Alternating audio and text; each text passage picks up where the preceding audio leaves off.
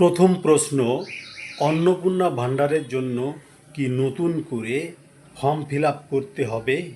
2 নম্বর প্রশ্ন, অন্নপূর্ণা ভাণ্ডারের টাকা সরাসরি আপনার কোন অ্যাকাউন্টে ঢুকবে? 3 নম্বর প্রশ্ন, অন্নপূর্ণা ভাণ্ডারের টাকা কোন কোন মহিলারা পাবেন না? 4 নম্বর প্রশ্ন, অন্নপূর্ণা ভাণ্ডারের জন্য মাসে কত টাকা করে দেওয়া হবে? এই 4টা প্রশ্ন নিয়ে অন্নপূর্ণা ভাণ্ডার সম্পর্কে আমি বিস্তারিত আলোচনা করব। আমার এই ভিডিও থেকে যদি কিছু শিখতে পারেন, যদি আপনারা আমার এই ভিডিও থেকে উপকৃত হতে পারেন, তাহলে আমার এই ভিডিওটা অন্যান্য অডিয়েন্সের মাঝে শেয়ারের মাধ্যমে ছড়িয়ে দিবেন, যাতে করে অন্নপূর্ণা ভাণ্ডার সম্পর্কে সকল মহিলারা জানতে পারেন। তো আমি কথা বাড়াবো না, আমি ভিডিওটা শুরু করছি। প্রথম প্রশ্ন, অন্নপূর্ণা ভাণ্ডারের জন্য কি নতুন করে ফর্ম ফিল আপ করতে হবে?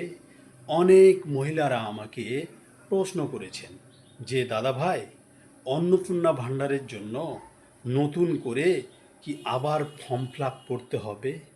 আমি বলবো না, নতুন করে ফর্ম ফিল আপ করতে হবে না। আপনি যদি লক্ষ্মী ভাণ্ডারের টাকা পান, তাহলেই কিন্তু আপনি অন্নপূর্ণা ভাণ্ডারের টাকা পাবেন। কারণ লক্ষ্মী ভাণ্ডার যারা পেতেন, তাদের টাকাটাই কিন্তু অন্নপূর্ণা ভাণ্ডারে সেটা কনভার্ট করে অন্নপূর্ণা ভাণ্ডার নাম দিয়ে সেটা আপনাদের নিজের ব্যাংক অ্যাকাউন্টে ট্রান্সফার করা হবে। 2 নম্বর প্রশ্ন হচ্ছে, সরাসরি কোন ব্যাংকের অ্যাকাউন্টে আপনার টাকা ঢুকবে?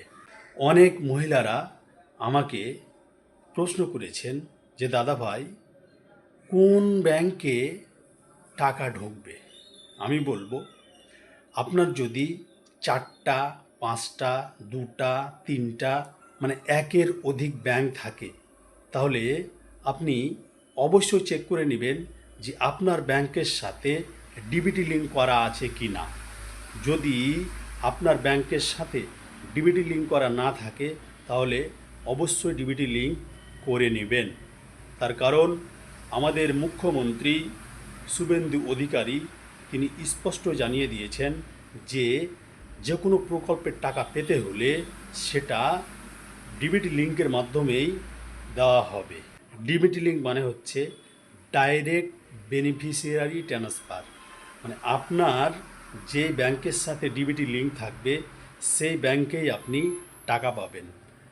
এর মানে হচ্ছে যে একের অধিক যদি ব্যাংক থাকে, তাহলে ডুপ্লিকেটটা হবে না।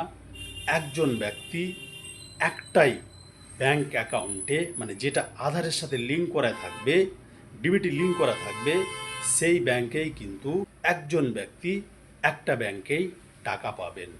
তার জন্য ডাইরেক্ট বেনিফিশিয়ারি ট্রান্সফারের মাধ্যমে কিন্তু আপনাদের ব্যাংক অ্যাকাউন্টে টাকা দেওয়া হবে। 3 নম্বর প্রশ্ন, কোন কোন মহিলারা এই অন্নপূর্ণা ভাণ্ডারের সুবিধা পাবেন না? যারা বাংলাদেশ থেকে আগত, যারা ভারতের নাগরিক নন, যারা মৃত ব্যক্তি, তারা কিন্তু অন্নপূর্ণা ভাণ্ডারের সুবিধা পাবেন না। এটা কিন্তু মাননীয়া নারী কল্যাণ ও শিশুমন্ত্রী অগ্নিমিত্রা পাল স্পষ্ট জানিয়ে দিয়েছেন যে যারা ভারতের নাগরিক নন, যারা অনুপ্রবেশকারী, তারা কিন্তু এই অন্নপূর্ণা ভাণ্ডার প্রকল্পের সুবিধা পাবেন না। এই অন্নপূর্ণা ভাণ্ডারের সুবিধা থেকে সেই সব মহিলারা বঞ্চিত থাকবেন। যাদের ট্রাইব্যুনালে আপিল করা আছে, তারাও কিন্তু এই সুবিধা পাবেন না। যদি পরবর্তীতে তাদের নাম ভোটার লিস্টে উঠে, মানে ডিলেট ভোটারদের, তাহলেই কিন্তু তারা এই প্রকল্পের সুবিধা পাবেন। 4 নম্বর প্রশ্ন, অন্নপূর্ণা ভাণ্ডারের জন্য মাসে কত টাকা করে দেওয়া হবে? অন্নপূর্ণা ভাণ্ডারের জন্য মাসে 3,000 টাকা করে দেওয়া হবে। সেটা মাসের 1 তারিখ থেকে 5 তারিখের মধ্যেই কিন্তু প্রত্যেকের ব্যাংক অ্যাকাউন্টে এই টাকাটা পেয়ে যাবেন। তো এই ছিল ভিডিও বন্ধুরা, ভিডিওটা আমি এইখান থেকে শেষ করলাম। টাটা।